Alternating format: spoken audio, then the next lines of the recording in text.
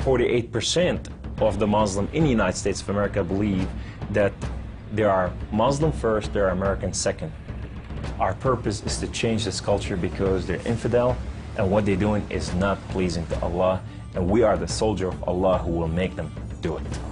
Kamal Saleem was born in Lebanon to a devout Muslim family. As early as 4 years old, he remembers sitting at the kitchen table while his mother taught him about the Quran and his duty to Allah and jihad. From my childhood, my mom said, one day you'll be a martyr, my son. You will die for the sake of Allah and you will exalt Islam. She said, if you kill a Jew, my son, your hand will light up before the throne of Allah, and the host of heaven will celebrate what you have done. Kamal was 7 when his parents sent him to Muslim training camps to learn to use weapons and engage and kill the enemy. The boys were also taught another, more subtle form of warfare. We were training for what's called culture jihad, which is shifting cultures. Culture jihad is, it's unlike the sword, unlike the rifle, it is the jihad that will come into your world. By his 20s, Kamal was chosen to wage cultural jihad on America. In Islam, liberty, freedom, monarchy, all these are idols, and these must be brought down. So the liberty that you have in the United States of America, it's anti-Islam. You know, so America must be changed. So I moved to the Bible Belt specifically. The Bible Belt was the strongest of strongest. That's where the stout Christians are. And I want to take on the best of the best because I considered myself as a sword of Islam. I thought I'm anointed, I'm unique, I'm selected. I'm coming to a country and a culture to change it, and I have the power of Allah with me. In the early 1980s, Kamal entrenched himself in a small Midwestern town. He began targeting men from poor neighborhoods to recruit them to the Muslim faith. But one afternoon, his life would be in the hands of those he hated the most. I was going from one place to another to do a recruitment, and that day I had a car wreck. The car wreck was so severe, I ejected out of my car, landed on my neck, broke my neck in 2 places. This man came running to me, and he said, don't worry, we're going to take care of you, and everything's going to be all right. The ambulance came and picked me up, and now I go to the hospital. The orthopedic surgeon in the emergency room looked at my chart, and he just said, son, we are going to take care of you, and everything's going to be all right. The second day, I wake up in the hospital, and this head of physical therapy, come and read my chart, and he turned around and he said the same thing, word for word, we are going to take care of you. At first, Kamal was frightened by their words, because these men were all Christians.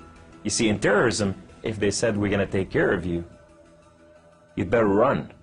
Surgeries to repair Kamal's broken neck were successful, but recovery would take weeks. After being discharged from the hospital, he would need someone to care for him while he recuperated. Kamal had no one, so the orthopedic surgeon opened up his own home to this stranger. In his home, they put me in their choicest room, and the most beautiful thing, I became like part of their family. They didn't see me any different, and now they have a basket set for Kamal. They put in money to free my bills from the hospital. Kamal was overwhelmed with the outpouring of Christian love. As he recovered, he began to help out around the house with cooking and cleaning. They have Jewish friends, they came from Israel, that they support, you know, and now I'm hugging Israelis and I'm cooking for Jews. I'm going, what has happened to me? When Kamal was able to take care of himself and return to his apartment, the doctor had another surprise for him.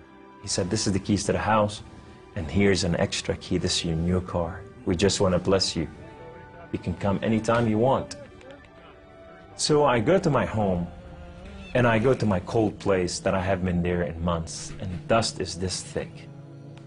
And I just gotta settle this issue with my God to know that if it's real or not. So I walk inside, I shut the door, I go right in the eastern window, and I fall on my knees, and I put my hands to the heavens, and I cry up to my God. Allah, Allah, my Lord and my King, why have you done such a thing to me? I'm okay with the car wreck. I'm okay with all this, but why did you put me among Christians?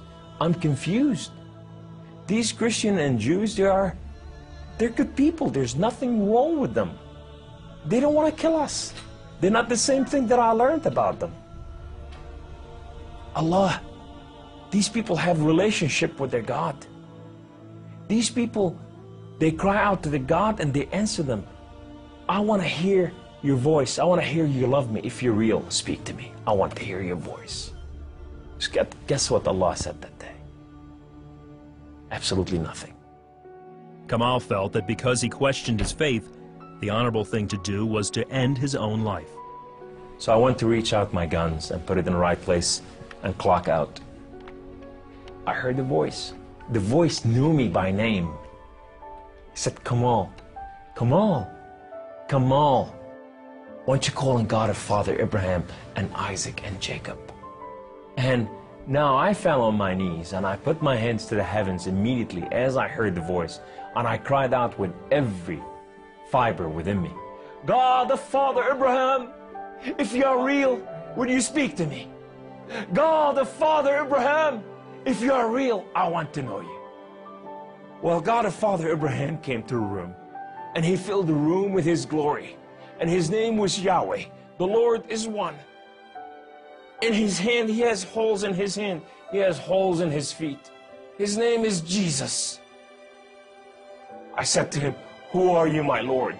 Who are you? He said, I am that I am. I said, I'm a simple man with a simple mind. What is that supposed to mean? He said, I am the Alpha. I am the Omega. I am the beginning. I am the end. I am everything that is in between. I have known you before I formed the foundation of the earth. I have loved you before I formed you in your mother womb. Rise up. Rise up, Kamal. Kum. You are my warrior. You are not their warrior. And I said to him, I said, my Lord, I will live and die for you. He said, do not die for me. I died for you that you may live. That day, instead of taking his life, Kamal gave it to Jesus. He now has a new mission and travels the country challenging Muslims to question their allegiance to Allah. My heart desire is to reach out for my brothers and sisters, the Muslim out there, 1.5 billion Muslim, that they are living out there and they have not tasted freedom, and that freedom in God. It's been over 20 years since Kamal left the Islamic faith, and even threats of violence and death cannot stop him from sharing his story. He is real. You know, and if you never experienced God before in your life, if you never tasted God, and if you think you got nothing to lose, when you're sitting in your home, whether you're a Muslim or a non-Muslim or a non-Christian or whatever you are, say, call on God of Father Abraham and Isaac and Jacob, and you say, if you are real, speak to me, I want to hear your voice.